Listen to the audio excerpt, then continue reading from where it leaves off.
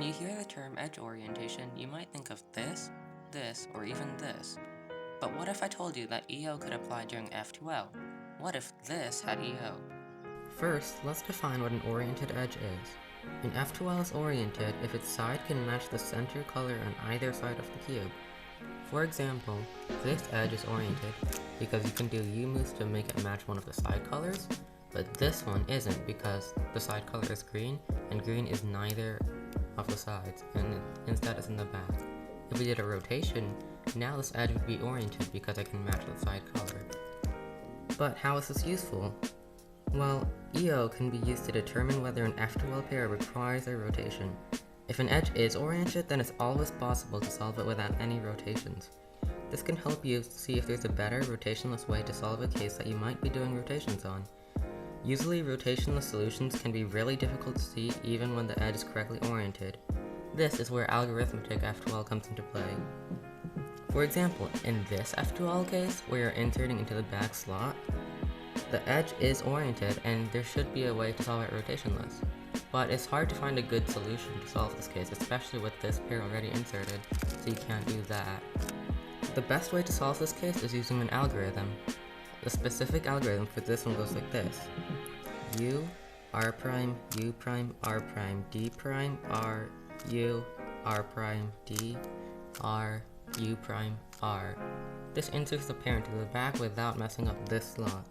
The chances of you finding this intuitively is extremely low, which is why learning algorithms is important at the more advanced levels. But EO doesn't create a strict line between rotations and rotationless F2L cases. There are some ways to solve bad EO cases without using any rotations. This is done using F moves, wide R moves, wide U moves, slice moves, and other tricks. For example, this F2L case, the orange-green pair, can be solved without rotations, despite it having bad EO. Instead of taking the pair out, rotating, then inserting, there's a much better way to do it.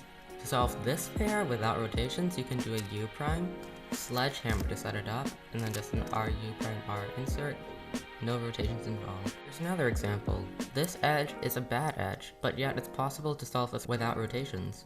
In this specific case, you can use slice moves, specifically S, to pair them up, then R prime, S prime. No rotations involved, and yet it wasn't an oriented edge.